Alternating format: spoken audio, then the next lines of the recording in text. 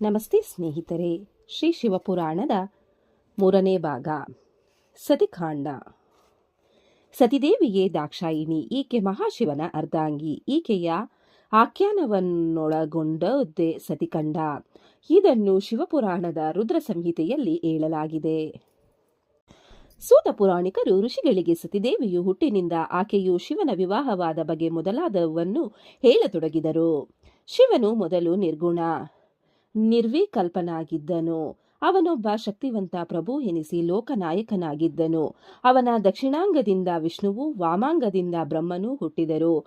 ಬ್ರಹ್ಮನು ಸೃಷ್ಟಿಕರ್ತನು, ವಿಷ್ಣುವು ಲೋಕಪಾಲಕನು, ರುದ್ರನು ಲಯಕರ್ತನು ಆಗಿ ತ್ರಿಮೂರ್ತಿಗಳೆನಿಸಿದರು. ಮೂವರು ಸದಾಶಿವನ 3 ರೂಪಗಳೇ. ಬ್ರಹ್ಮನ ಹುಬ್ಬುಗಳಿಂದ ಸಂಧ್ಯೆಯೂ ಹುಟ್ಟಿದಳು.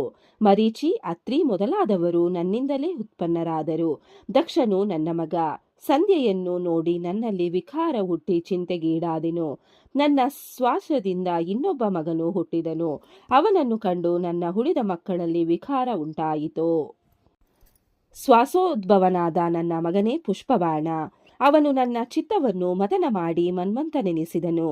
ಕಾಮ, ಕಂದರ್ಪ ಎಂದು ಅವನಿಗೆ ಹೆಸರುಗಳಿವೆ ಎಂದು ಬ್ರಹ್ಮನೇ ನಾರದನಿಗೆ ಹೇಳಿದನು. ಹರ್ಷಣ, ರೋಚನ, ಮೋಹನ, ಶೋಷಣ ಹಾಗೂ ಮಾರಣ ಇವು ಕಾಮನ ಪಂಚಬಾಣಗಳು.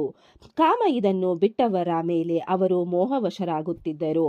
ಸಂಧ್ಯೆಯ ಮೇಲೂ ಬ್ರಹ್ಮನ ಮೇಲೂ ಕಾಮನು ಬಾಣ ಬಿಟ್ಟನು. ದಕ್ಷನಿಂದ ಉತ್ಪನ್ನವಾದ ಗಣಗಳಲ್ಲಿ ಒಂದು ಕನ್ಯೆ ಹುಟ್ಟಿ ಬಂದು ಅವಳು ರತಿಮೆ ಎನಿಸಿದಳು. ಅವಳು ಸುಂದರಿಯಾಗಿದ್ದಳು. ಬ್ರಹ್ಮನಿಗೆ ಕಾಮಬಾಣ ಪ್ರಯೋಗ ಮಾಡಿ ಅವನ ಸಿಟ್ಟಿಗೆ ಪಾತ್ರವಾಗಿ ಬಳಿಕ ಶಿವನ ಬಾಣದಿಂದ ನಾಶವಾಗು ಎಂಬ ಶಾಪಕ್ಕೂ ಒಳಗಾದನು. ಆದರೂ ಕಾಮನಿಗೆ ಶಿವನೇ ನಿನ್ನ ವಿವಾಹ ಮಾಡುವನು. ನೀನು ಶಿವನ ಅಗ್ನಿನೇತ್ರದಿಂದ ದಗ್ಧವಾಗಿ ಹೋದರೂ ಪುನಃ ಶಿವನ ಶರೀರವನ್ನು ಹೊಂದುವಿ ಎಂದು ಬ್ರಹ್ಮನು ಹೇಳಿದನು. ದಕ್ಷನು ಮನ್ಮಥನನ್ನು ಕರೆದು ತನ್ನ ಮಗಳಾದ ರತಿಯನ್ನು ಅವನಿಗೆತ್ತು ಮದುವೆ ಮಾಡಿದನು. ರತಿ ಮನ್ಮಥನನ್ನು ಪತಿಯಾಗಿ ಪಡೆದು ಸಂತುಷ್ಟಳಾದಳು. ಕಾಮದೇವನ್ನು ರತಿಯೊಡಗೂಡಿ ಒಂದು ದಿನ ಬ್ರಹ್ಮನಲ್ಲಿಗೆ ಬಂದನು. ಬ್ರಹ್ಮನು ಮನ್ಮಥನನ್ನು ಪ್ರಶಂಸಿಸಿ ಮಾತನಾಡಿಸಿ, ಮನ್ಮಥ, ನೀನು ಸರ್ವಾಂಗ ಸುಂದರನಿರುವೆ. ನಿನಗಿಂತ ಚೆಲುವರು ಯಾರಿಲ್ಲ.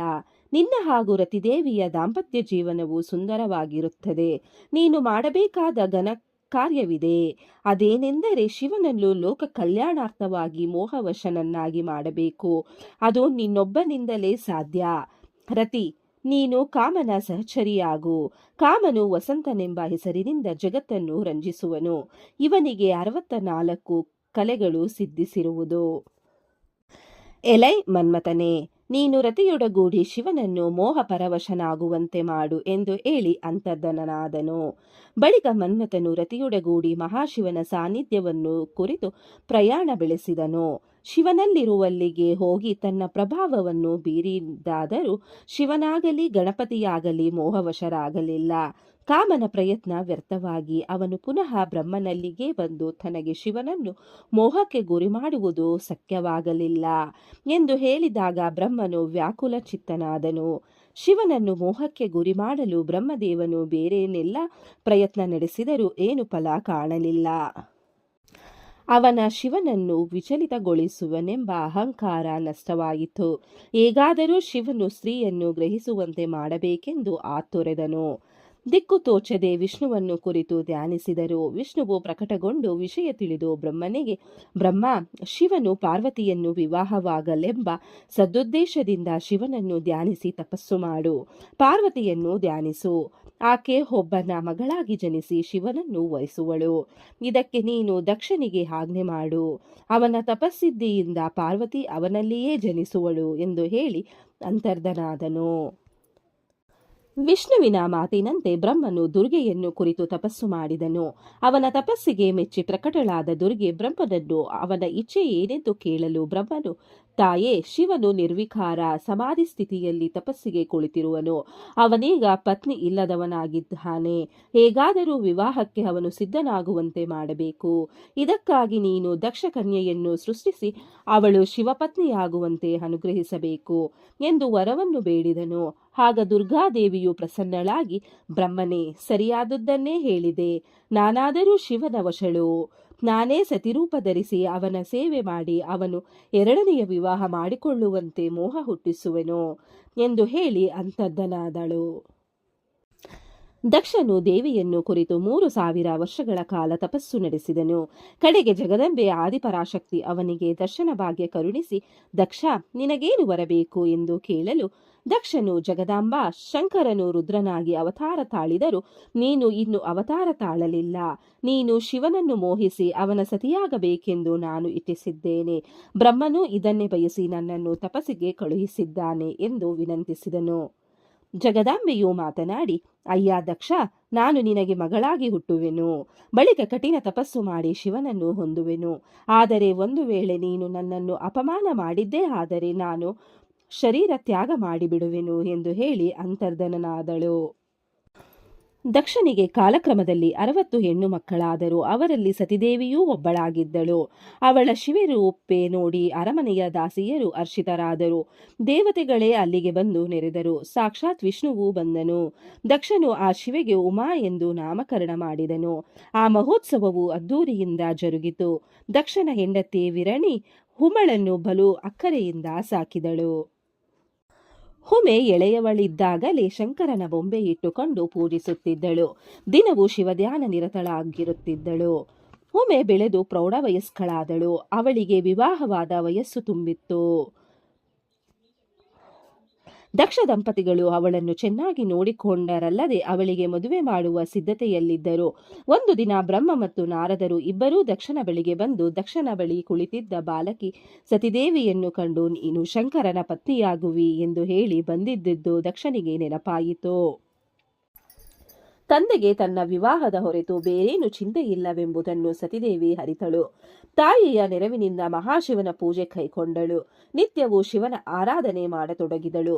ಶಿವನನ್ನು ಚಂದನಾದಿಗಳಿಂದ ಅಲಂಕರಿಸಿದಳು. ಗುರುದೇವನಿಂದ ಪೂಜಾವಿಧಿ ತಿಳಿದು ಅಂತೆಯೇ ಪೂಜೆ ಮಾಡತೊಡಗಿದಳು.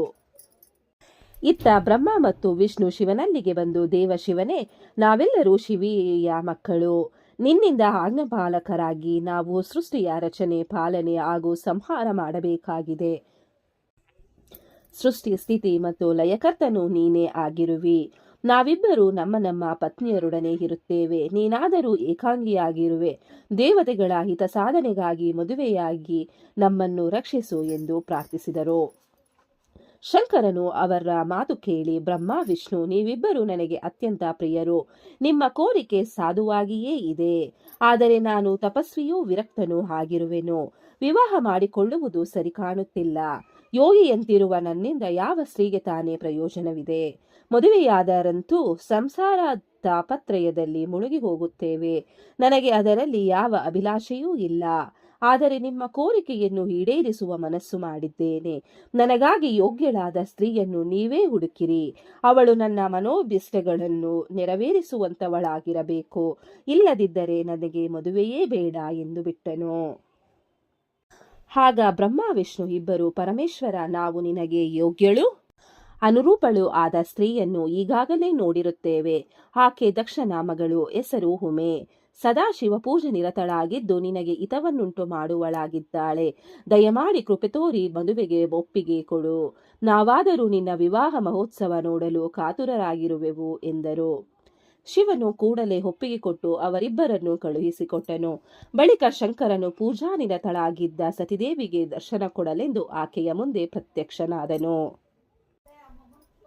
ಶಿವನನ್ನು ಕಂಡು ಉಮೆ ನಾಚಿದಳು. ಆಗ ಶಿವನು, ದಕ್ಷನ ಮಗಳಾದ ಉಮೆಯ, ನಾನು ನಿನ್ನ ಶಿವಪೂಜಾ ವ್ರತದಿಂದ ಪ್ರಸನ್ನನಾಗಿದ್ದೇನೆ. ನಿನಗೇನು ಬರಬೇಕೋ ಕೇಳಿಕೋ ಎಂದನು. ಶಿವನ ಮಾತುಗಳನ್ನು ಕೇಳಿ ಲಜ್ಜಿತಳಾದ ಉಮೆ ಏನು ಉತ್ತರಿಸಲಿಲ್ಲ. ಆದರೆ ಶಿವನೇ ಅವಳನ್ನು ವರವನ್ನು ಕೇಳೆಂದು ಮೇಲಿಂದ ಮೇಲೆ ಒತ್ತಾಯಿಸಿದಾಗ ಲೋಕಮಾತೆ ಸತಿದೇವಿಯು, ಸ್ವಾಮಿ, ನಿಮಗೆ ಒಳ್ಳೆಯದೆನಿಸುವ ವರವನ್ನು ನೀವೇ ನೀಡಿ ಎಂದು ಬಿಟ್ಟಳು. ಆಗ ಶಿವನು, ನೀನು ನನ್ನ ಅರ್ಧಾಂಗಿಯಾಗು ಎಂದು ಹೇಳಿ ಅವಳಲ್ಲಿ ಅನುರಕ್ತನಾದನು. ಆಗ ಉಮೆಯು, ಮಹಾದೇವ, ನೀವು ನನ್ನ ತಂದೆ ಇರುವಲ್ಲಿಗೆ ಬಂದು ಅವರಲ್ಲಿ ನಮ್ಮ ವಿವಾಹ ಪ್ರಸ್ತಾಪ ಮಾಡಿ ನಂತರ ವಿಧಿಪೂರ್ವಕ ವಿವಾಹವಾಗಿರಿ ಎಂದು ಹೇಳಿದಳು. ಶಿವನು ತಥಾಸ್ತು ಎನ್ನುತ್ತಾ ಅಲ್ಲಿಂದ ಹೊರಟು ಬಿಟ್ಟನು. ಉಮೆಯು ತನ್ನ ತಾಯಿ ಬಳಿಗೆ ಹೋಗಿ ಇರತೊಡಗಿದಳು. ಇತ್ತ ಶಿವನು ತನ್ನ ಆಶ್ರಮಕ್ಕೆ ಬಂದು ತಪೋನಿರತನಾಗಲು ಕುಳಿತಿರೋ ಸತಿದೇವಿಯ ವಿಯೋಗ ಅವನನ್ನು ಬಾಧಿಸತೊಡಗಿತು. ಅವನಿಗೀಗ ಉಮೆಯದೆ ಚಿಂತೆಯಾಯಿತು, ಮನಸ್ವಾಸ್ಥ್ಯವೂ ಇಲ್ಲವಾಯಿತು. ಕೂಡಲೇ ಬ್ರಹ್ಮನನ್ನು ಧ್ಯಾನಿಸಿದನು. ಬ್ರಹ್ಮನು ಸರಸ್ವತಿ ಸಮೇತನಾಗಿ ಅಲ್ಲಿಗೆ ಬರಲು ಶಿವನು, ಬ್ರಹ್ಮ, ನಾನೀಗ ಸ್ವಾರ್ಥಿಯಾಗಿ ನಿನ್ನಲ್ಲಿ ಕೇಳಿಕೊಳ್ಳುತ್ತಿದ್ದೇನೆ. ಬೇಗನೆ ದಕ್ಷನು ತನ್ನ ಮಗಳಾದ ಸತಿದೇವಿಯನ್ನು ನನಗೆ ವಿವಾಹ ಮಾಡಿಕೊಡುವ ಏರ್ಪಾಟು ಮಾಡು ಎಂದು ಕೇಳಿಕೊಂಡನು. ಆಗ ಬ್ರಹ್ಮನು, ಪರಶಿವನೇ, ಈ ವಿವಾಹ ನಿನಗೆಷ್ಟು ಪ್ರಿಯವೋ ನಮಗೂ ಅತ್ಯಂತ ಮುಖ್ಯವಾಗಿರುವುದು. ಲೋಕಹಿತ ಸಾಧನೆಗಾಗಿ ಇದು ಅವಶ್ಯವಾಗಿದೆ. ದಕ್ಷನಾದರೂ ತನ್ನ ಮಗಳನ್ನು ನಿನಗೆ ದಾರೆ ಎರೆದುಕೊಡುವನು, ಚಿಂತಿಸದಿರು ಎಂದು ಹೇಳಿ ಅಲ್ಲಿಂದ ದಕ್ಷನ ಬಳಿಗೆ ಬಂದು, ನಿನ್ನ ಮಗಳು ಉಮೆಯನ್ನು ಶಿವನಿಗೆ ಕೊಟ್ಟು ಬೇಗನೆ ಮದುವೆ ಮಾಡು ಎಂದು ಹೇಳಿದನು. ದಕ್ಷನು ತನ್ನ ಮಗಳಾದ ಸತಿದೇವಿಯನ್ನು ಕೈಲಾಸಾಧಿಪತಿ ಶಿವನಿಗೆ ಕೊಟ್ಟು ಅದ್ದೂರಿಯಿಂದ ವಿವಾಹ ಮಾಡಿದನು. ಕನ್ಯಾದಾನದ ನಂತರ ಅಳಿಯನಿಗೆ ವರದಕ್ಷಿಣೆ ಮೊದಲಾದವುಗಳನ್ನು ನೀಡಿ ಸಂತೋಷವನ್ನುಂಟು ಮಾಡಿದನು. ಆಗ ವಿಷ್ಣುವು ಶಿವನಿಗೆ, ದೇವೇಶ, ನೀನು ಇಡೀ ಬ್ರಹ್ಮಾಂಡದ ತಂದೆಯೂ ಸತಿದೇವಿಯೂ ತಾಯಿಯೂ ಆಗಿರುವಿರಿ. ನೀವು ಇನ್ನು ದೇವತೆಗಳ ಹಾಗೂ ಮಾನವರ ಕಲ್ಯಾಣ ಮಾಡುವಂತವರಾಗಬೇಕು ಎನ್ನಲು ಶಿವನು ಹಾಗೆಯೇ ಆಗಲಿ ಎಂದು ಒಪ್ಪಿದನು. ಬಳಿಕ ಶಿವನು ಬ್ರಹ್ಮನನ್ನು ಕುರಿತು ಮಾತನಾಡಿ, ಎಲೈ ಬ್ರಹ್ಮನೇ, ನೀನು ನನ್ನ ವಿವಾಹ ಕಾರ್ಯವನ್ನು ಚೆನ್ನಾಗಿ ಮಾಡಿದ್ದಿ. ಇದರಿಂದ ನಾನು ಪ್ರಸನ್ನನಾಗಿದ್ದೇನೆ. ನಿನಗೆ ಆಚಾರ್ಯ ಪದವಿಯನ್ನು ಕೊಟ್ಟಿದ್ದೇನೆ ಎಂದು ಹೇಳಿದನು. ವಿವಾಹಾದಿ ಕಾರ್ಯಗಳೆಲ್ಲ ಮುಗಿದಂತಾಯಿತು. ದಕ್ಷನು ಸತಿದೇವಿ ಸಹಿತ ಶಿವನನ್ನು ಕೈಲಾಸ ಲೋಕಕ್ಕೆ ಕಳುಹಿಸಿಕೊಟ್ಟನು.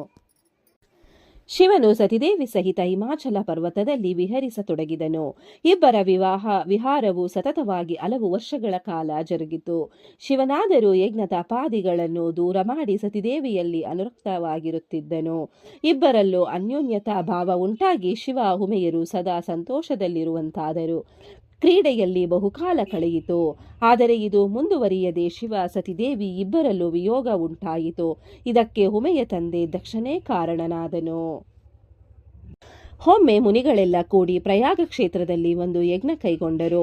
ಆ ಯಾಗಕ್ಕೆ ಬ್ರಹ್ಮನೇ ಮೊದಲುಗೊಂಡು ದೇವತೆಗಳೆಲ್ಲ ಆಗಮಿಸಿದ್ದರು. ಶಿವನು ತನ್ನ ಸತಿಯೊಂದಿಗೆ ಬಂದಿದ್ದನು. ಪ್ರಜಾಪತಿಯರ ಒಡೆಯನಾದ ದಕ್ಷನು ಯಾಗ ಮಂಟಪಕ್ಕೆ ಬಂದನು. ದಕ್ಷ ಬ್ರಹ್ಮನಿಗೆ ನಮಸ್ಕರಿಸಿ ತನ್ನ ಸ್ಥಾನದಲ್ಲಿ ಕುಳಿತನು. ಬಳಿಕ ಎಲ್ಲರೂ ಒಬ್ಬೊಬ್ಬರಾಗಿ ಬಂದು ದಕ್ಷನಿಗೆ ನಮಸ್ಕರಿಸಿದರು. ಆದರೆ ಲೀಲಾವಿಹಾರಿಯಾದ ಶಿವನು ತನ್ನ ಸ್ಥಾನ ಬಿಟ್ಟು ಏಳಲೇ ಇಲ್ಲ. ದಕ್ಷನು ತನ್ನ ಹಳೆಯನ ವರ್ತನೆ ಕಂಡು ಸಿಟ್ಟಾದನು. ಕೂಡಲೇ ಅವನು ಸಭಿಕರನ್ನುದ್ದೇಶಿಸಿ, ಮುನಿಗಳೇ, ಕಂಡಿರ ಶಿವನ ವರ್ತನೆಯನ್ನು? ಇವನು ನೀಚನು, ಪಾಪಿಯೂ ಆಗಿರುವನು. ಇವನು ಗರ್ವಿಯೂ, ನನಗೆ ನಮಸ್ಕರಿಸದೇ ಇರುವನು. ಇವನನ್ನು ವಧಿಸುವುದೇ ಯೋಗ್ಯವು. ಇವನಿಗೆ ನಾನು ಶಾಪ ಕೊಡುವೆನು. ಇವನಿಗೆ ಯಜ್ಞದಲ್ಲಿ ದೇವತೆಗಳೊಡನೆ ಸೇರಿ ಭಾಗ ತೆಗೆದುಕೊಳ್ಳಲು ಅರ್ಹತೆ ಇರುವುದಿಲ್ಲ. ಎಷ್ಟಾದರೂ ಇವನು ಸ್ಮಶಾನವಾಸಿ ಎಂದೆಲ್ಲ ಮಾತನಾಡಿ ಶಿವನನ್ನು ನಿಂದಿಸಿದನು. ಶಂಕರನ ನಿಂದೆ ಕೇಳಿ ನಂದೀಶ್ವರನಿಗೆ ಅಸಾಧ್ಯ ಕೋಪ ಉಕ್ಕಿತ್ತು. ಅವನು ದಕ್ಷನನ್ನು ಹೀಯಾಳಿಸಿ ಮಾತನಾಡಿದ್ದನಲ್ಲದೆ ನೆರೆದಿದ್ದ ಬ್ರಾಹ್ಮಣರಿಗೆ ಶಾಪ ಕೊಟ್ಟನು. ಆಗ ಶಿವನು ಪ್ರವೇಶಿಸಿ, ನಂದಿ, ದುಡುಕಿ ಬ್ರಾಹ್ಮಣೋತ್ತಮರಿಗೆ ಶಾಪ ಕೊಟ್ಟೆ. ದಕ್ಷನ ಶಾಪದಿಂದ ನಿನಗೇನು ಆಗದು. ನೀನು ಶಾಂತನಾಗು, ನಾನು ಯಜ್ಞಾಂಗನೇ ಆಗಿರುವೆನು ಎಂದು ಹೇಳಿ ತನ್ನ ಪರಿವಾರದೊಂದಿಗೆ ಕೈಲಾಸಕ್ಕೆ ಹೊರಟು ಹೋದನು. ಎಲ್ಲರೂ ದಕ್ಷನನ್ನು ಶಿವನಿಂದಕನೆಂದು ತಿರಸ್ಕರಿಸಿ ನೋಡಿದರು. ಕೆಲ ಕಾಲದಲ್ಲಿ ದಕ್ಷನು ಒಂದು ಯಜ್ಞ ಕೈಗೊಂಡನು. ಆ ಯಜ್ಞಕ್ಕೆ ಭೃಗು ಮೊದಲಾದ ಋಷಿಗಳು, ಸಪ್ತರ್ಷಿಗಳು, ನಾರದಾದಿ ಮುನಿಗಳು, ಗಂಧರ್ವರು, ನಾಗರು ಆಮಂತ್ರಿತರಾಗಿದ್ದರು. ಬ್ರಹ್ಮ, ವಿಷ್ಣು ಇಬ್ಬರನ್ನೂ ದಕ್ಷನು ಆಮಂತ್ರಿಸಿದ್ದನು. ವಿಶ್ವಕರ್ಮದಿಂದ ರಚನೆಯಾದ ಯಾಗ ಮಂಟಪಕ್ಕೆ ಎಲ್ಲರೂ ಬಂದು ಸೇರಿದರು. ಆದರೆ ದಕ್ಷನು ನೀಚನ ಪ್ರದರ್ಶಿಸಿ ಶಿವನನ್ನು ಯಾಗಕ್ಕೆ ಆಮಂತ್ರಿಸಲಿಲ್ಲ. ಮಗಳಾದ ಸತಿದೇವಿಗೂ ಆಮಂತ್ರಣ ನೀಡಲಿಲ್ಲ. ಯಜ್ಞ ಪ್ರಾರಂಭವಾಗಿತು. ಆದರೆ ಶಿವನು ಯಜ್ಞಕ್ಕೆ ಬಾರದಿದ್ದದ್ದು ಮಂಗಳಕರಕನಾದ ಶಿವನಲ್ಲದೆ ಯಜ್ಞವೇ ಎಂದು ದಾದೀಚಿ ಮೊದಲಾದ ಮಹರ್ಷಿಗಳು ಪ್ರಶ್ನಿಸಿದರು. ದಕ್ಷನನ್ನು ಕುರಿತು ಕೇಳಲಾಗಿ ಅವನು ಗರ್ವದಿಂದ, ಋಷಿಗಳೇ, ವಿಷ್ಣುವು ಬಂದನೆಂದು ಮೇಲೆ ಶಿವನು ಬರುವ ಅವಶ್ಯಕತೆ ಇಲ್ಲ. ನಾನು ಬ್ರಹ್ಮನ ಮಾತು ಕೇಳಿ ನನ್ನ ಮಗಳಾದ ದಾಕ್ಷಾಯಿಣಿಯನ್ನು ಬುದ್ಧಿ ಇಲ್ಲದೆ ಕುಲವೇ 9 ದಕ್ಷನ ಅನುಯಾಯಿಗಳು ಕುಟುಂಬ ವರ್ಗದವರಾರು ಅವಳಿಗೆ ಆದರ ತೋರಲಿಲ್ಲ. ದಕ್ಷನು ಮಾತನಾಡಿಸಲಿಲ್ಲ. ದಾಕ್ಷಾಯಿಣಿ ತಂದೆ ತಾಯಿಯರಿಗೆ ನಮಸ್ಕಾರ ಮಾಡಿ ಸುತ್ತಲೂ ದಿಟ್ಟಿಸಿ ನೋಡಿದಳು. ಎಲ್ಲಿಯೂ ಶಂಕರನ ಭಾಗ ಕಾಣಲಿಲ್ಲ. ಸಿಟ್ಟಾದ ದಾಕ್ಷಾಯಿಣಿ ತಂದೆಯನ್ನು ಕುರಿತು, ತಂದೆಯೇ, ಶಿವನಿಗೆ ಆಮಂತ್ರಣವೇಕೆ ಕಳುಹಿಸಲಿಲ್ಲ? ಅವನಿಲ್ಲದ ಈ ಯಜ್ಞ ಪೂರೈಸಿದಂತಾಗುವಿದೆ. ಶಿವನನ್ನು ಏನೆಂದು ತಿಳಿದೆ? ನಿನ್ನ ಬುದ್ಧಿ ವಿಕಲ್ಪವಾಯಿತೆ ಎಂದು ಕೇಳಿದಳು. ದಕ್ಷ ಉತ್ತರಿಸುತ್ತಾ, ಆ ಮಾತಿರಲಿ, ನೀನೇಕೆ ಇಲ್ಲಿಗೆ ಬಂದೆ? ಆ ಕುಲಗೋತ್ರಗಳಿಲ್ಲದ ಶಿವನಿಂದ ನನಗೆ ಯಾವ ಪ್ರಯೋಜನವೂ ಇಲ್ಲ. ಬ್ರಹ್ಮನ ಮಾತು ಕೇಳಿ ನಿನ್ನನ್ನು ಆ ಅಮಂಗಳ ಸ್ವರೂಪಿ ಶಿವನಿಗೆ ದಾರೆ ಎರೆದು ಕಟ್ಟೆ. ಹೇಗೋ ಬಂದಿರುವೆ, ನಿನ್ನ ಭಾಗವನ್ನು ತೆಗೆದುಕೊಂಡು ಹೋಗು ಎಂದು ಉದಾಸೀನನಾಗಿ ನುಡಿದನು. ಶಿವನಿಂದೆ ಕೇಳಿದ ಸತಿದೇವಿಗೆ ಅಲ್ಲಿ ನಿಲ್ಲಲಾಗಲಿಲ್ಲ. ಪತಿನಿಂದೆ ಕೇಳಿದ ನನಗೆ ಅಗ್ನಿ ಪ್ರವೇಶವೇ ಪ್ರಾಯಶ್ಚಿತ್ತ. ನನ್ನ ಪತಿದೇವನು ಬೇಡವೆಂದರೆ ಹಠ ಹಿಡಿದು ಬಂದೆ ಎಂದುಕೊಂಡ ಅವಳು, ಎಲ್ಲಾ ದುಷ್ಟ ತಂದೆಯೇ, ಶಿವನಿಂದೆ ಮಾಡಿದೆಯಾ? ಆ ನಾಲಿಗೆಯನ್ನು ಕುಯ್ದುಕೊಳ್ಳುವುದೇ ನಿನಗೆ ಪ್ರಾಯಶ್ಚಿತ್ತ.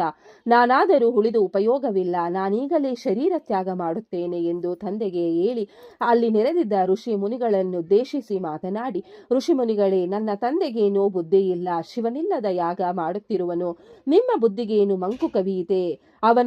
ಅವನೊಡಗೂಡಿ ಅನುಚಿತ ಕಾರ್ಯ ಮಾಡುತ್ತಿದ್ದೀರಿ. ಇದರ ಪರಿಣಾಮ ಶೀಘ್ರವೇ ಪಡೆಯುವಿರಿ. ಎಚ್ಚರಿಕೆ ಎಂದೆನ್ನುತ್ತಾ ದಕ್ಷ ಮಾಡುತ್ತಿದ್ದ ಯಜ್ಞಕುಂಡಕ್ಕೆ ಹಾರಿ ಶರೀರವನ್ನು ಸುಟ್ಟುಕೊಂಡು ಪ್ರಾಣ ಬಿಟ್ಟಳು.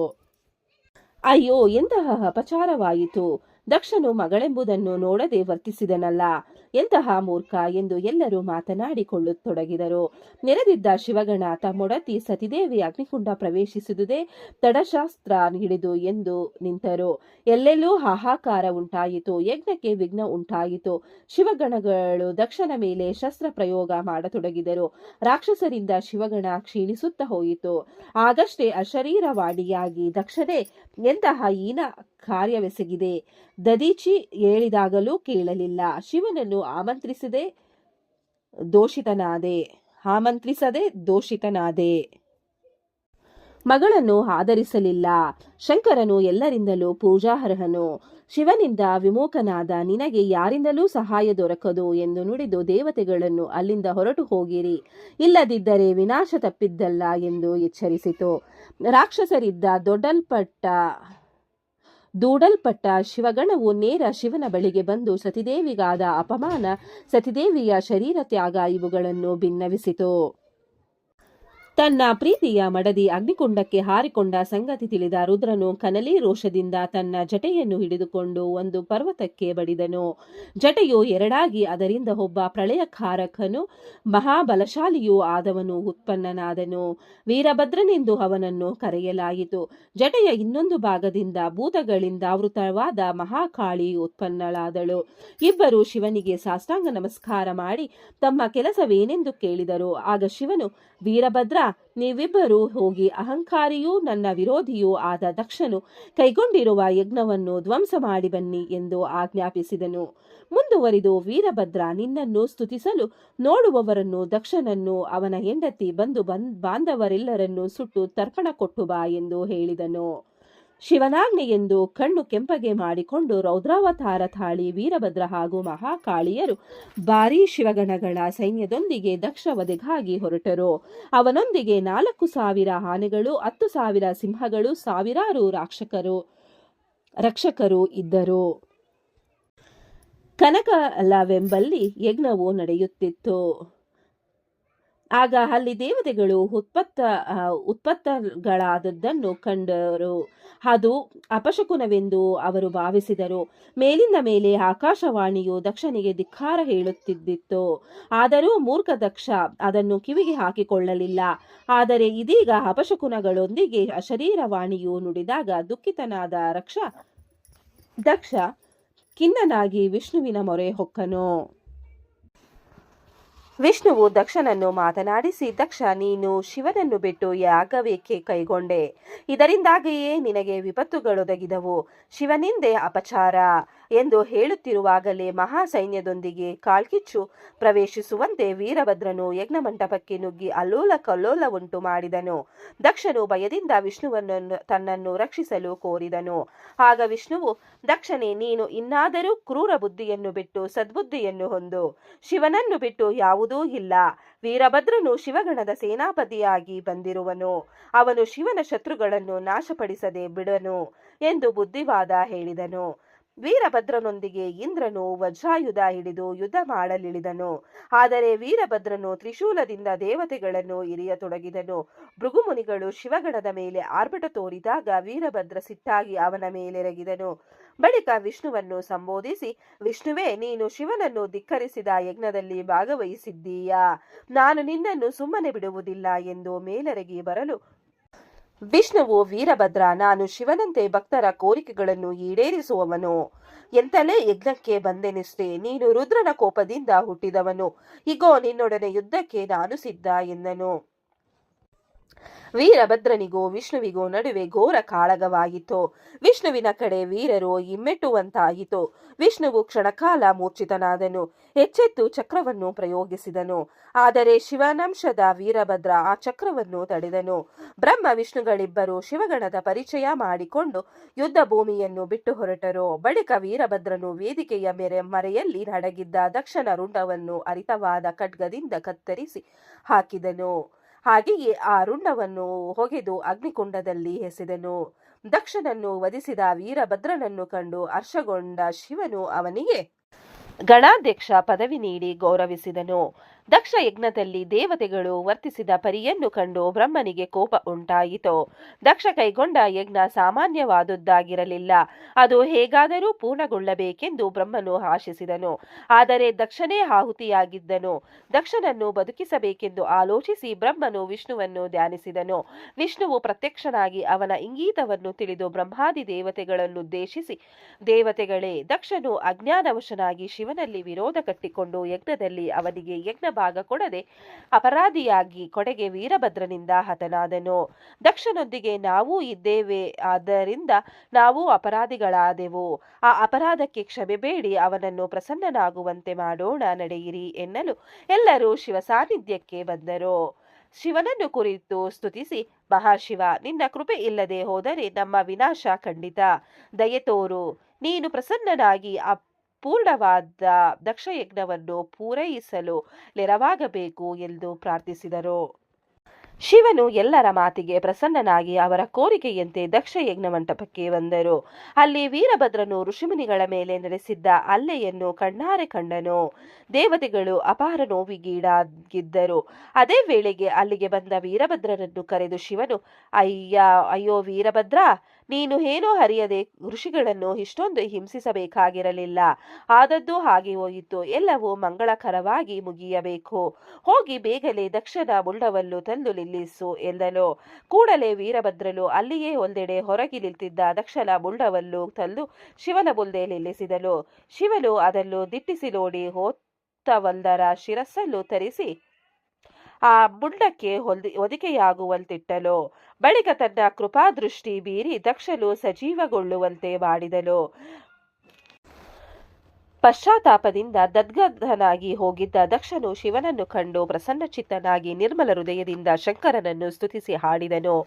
ತನ್ನ ದುಡುಕಿನಿಂದಾಗಿ ದಾಕ್ಷಾಯಿಣಿ ಅಸುನೂಗಿದ್ದುದನ್ನು ನೆನೆದು ರೋಧಿಸಿದನು. ಬಳಿಕ ದಕ್ಷನು ಲೋಕ ಕಲ್ಯಾಣಕರನಾದ ಶಿವನನ್ನು ಎಲ್ಲರೊಂದಿಗೆ ಸ್ತುತಿಸಿ ಧನ್ಯನಾದನು. ಶಂಕರನು ದಕ್ಷನನ್ನು ಕುರಿತು ಮಾತನಾಡಿ, ದಕ್ಷನೇ, ನಾನು ಯಾವಾಗಲೂ ಭಕ್ತರಿಗೆ ವಶನಾಗಿರುತ್ತೇನೆ. ನೀನು ನನ್ನನ್ನು ಪರಮೇಶ್ವರನೆಂದು ತಿಳಿದು ಬುದ್ಧಿಪೂರ್ವಕವಾಗಿ ಸಾವಧಾನದಿಂದ ಕೆಲಸಗಳನ್ನು ಮಾಡು. ಹರಿನಿಂದೆಯಾಗಲಿ ಅರನಿಂದೆಯೇ ಅಪಚಾರ ಬಲ್ಲೆಯ ಎಂದನು. ದಕ್ಷನು ಶಿವತತ್ವವನ್ನರಿತು ಶಿವನಾಮವನ್ನು ಜಪಿಸುತ್ತಾ ಅರ್ಧಕ್ಕೆ ನಿಲ್ಲಿಸಿದ್ದ ಯಜ್ಞವನ್ನು ಪೂರ್ತಿ ಮಾಡಿದನು. ಎಲ್ಲಾ ದೇವತೆಗಳಿಗೂ ಅವರವರ ಆವಿರ್ಭಾಗವು ದೊರೆಯಿತು. ಶಿವನಿಗೆ ಸಲ್ಲಬೇಕಾದ ಭಾಗವೂ ಅವನಿಗೆ ಅರ್ಪಿತವಾಯಿತು. ದೇವತೆಗಳು ಋಷಿಗಳು ಲೋಕ ಕಲ್ಯಾಣ ಉಂಟು ಮಾಡಿದ ಶಿವನನ್ನು ಕೊಂಡಾಡುತ್ತಾ ತಮ್ಮ ತಮ್ಮ ಸ್ಥಾನಗಳಿಗೆ ತೆರಳಿದರು. ಶಿವನು ಗಣಗಳ ಸಮೇತ ಕೈಲಾಸಕ್ಕೆ ಹೋದನು. ಅಲ್ಲಿ ಅವನು ಸತಿದೇವಿ ರಹಿತನಾಗಿ ಒಬ್ಬನೇ ಇರುವಂತನಾದನು. ದಕ್ಷನ ಮಗಳಾದ ದಾಕ್ಷಾಯಿಣಿಯು ತನ್ನ ದೇಹತ್ಯಾಗ ಮಾಡಿ ಮುಂದೆ ಮೇನಕಾದೇವಿಯಲ್ಲಿ ಹಿಮಾಚಲದಿಂದ ಪಾರ್ವತಿಯಾಗಿ ಹುಟ್ಟಿ ತಪಸ್ಸು ಕೈಗೊಂಡು ಮತ್ತೆ ಶಿವನನ್ನು ಹೊಂದಿದಳು. ಸತಿಖಂಡದ ಸತಿದೇವಿ ಚರಿತ್ರೆಯು ಪುಣ್ಯಪ್ರದವೂ ಮುಕ್ತಿದಾಯಕವೂ ಆಗಿ ಎಲ್ಲರ ಮನೋಭಿಷ್ಟಗಳನ್ನು ಪೂರೈಸುವಂತಹದಾಗಿದೆ. ಈ ಕಥೆಯನ್ನು ಒಲವಿನಿಂದ ಹೇಳಿದವರಿಗೆ ಕೇಳಿದವರಿಗೆ ಇಹದಲ್ಲಿ ಸುಖ ಉಂಟಾಗಿ ಅಂತ್ಯದಲ್ಲಿ ಮೋಕ್ಷ ಹೊಂದುವರು ಎಂಬಲ್ಲಿಗೆ ಶಿವಪುರಾಣದಲ್ಲಿನ ರುದ್ರ ಸಂಹಿತೆಯ ಸತಿಖಂಡ ಸಂಹಿತೆಯು ಮುಕ್ತಾಯವಾಯಿತು. ಈ ಅಧ್ಯಾಯವನ್ನು ಕೇಳಿದವರಿಗೂ ಓದಿದವರಿಗೂ ಶ್ರವಣ ಮಾಡಿದವರಿಗೂ ಆ ಭಗವಂತ ಒಳ್ಳೆಯದನ್ನು ಮಾಡಲಿ. ಓಂ ನಮೋ ಶಿವಾಯ. ಧನ್ಯವಾದಗಳು ಸ್ನೇಹಿತರೆ.